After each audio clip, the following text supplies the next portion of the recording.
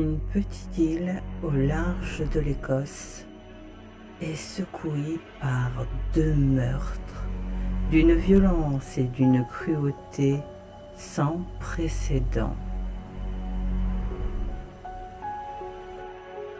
Pour venir en aide aux deux officiers locaux dépassés par les événements, Scotland Yard envoie son meilleur agent dans le domaine, l'inspecteur George Craven. Chronique du livre Anden Island Way of Wisdom de Bruno Desmarbais, édition Newtechip.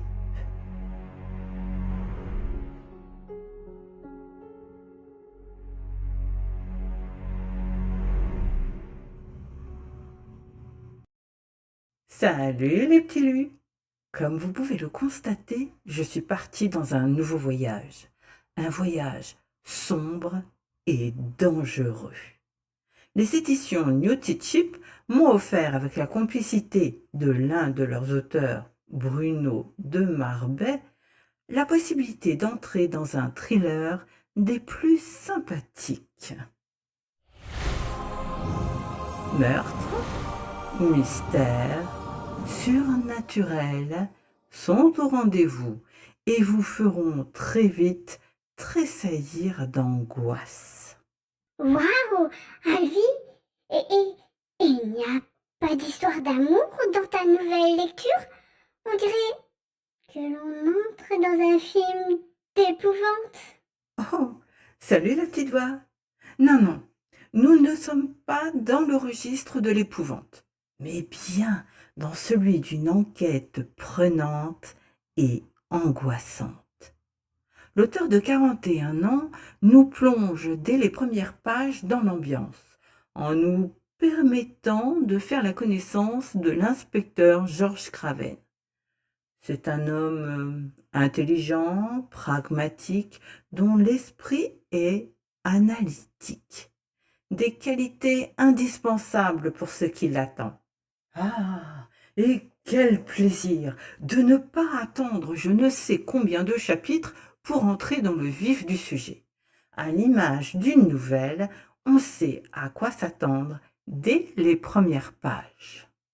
Toi qui ne sais pas faire preuve de patience, cela doit te soulager d'être dans l'action dès le début. C'est vrai, je préfère ce mode de fonctionnement. On découvre l'île et ses habitants à travers le regard de ce fin limier et le pourquoi de sa venue sur celle-ci. Tout est mis en place et nous entamons avec lui ce périlleux périple. Au deuxième chapitre, le mystère se fait plus sombre, plus étrange, avec un sinistre orphelinat. On se pose déjà plus de 1000 questions. Ce qui veut dire que la curiosité du lecteur est exacerbée par le style de l'auteur. Dis, tu crois que je pourrais le lire? Eh bien, oui, je ne vois pas pourquoi tu ne pourrais pas. L'écriture est fluide, l'intrigue rondement menée et bien ficelée. Il me semble juste de dire que l'on peut lire ce livre dès 15 ans. En effet, l'auteur joue avec les mystères et la curiosité parfois morbide de ses lecteurs en nous détaillant les meurtres avec brio. Ah oui.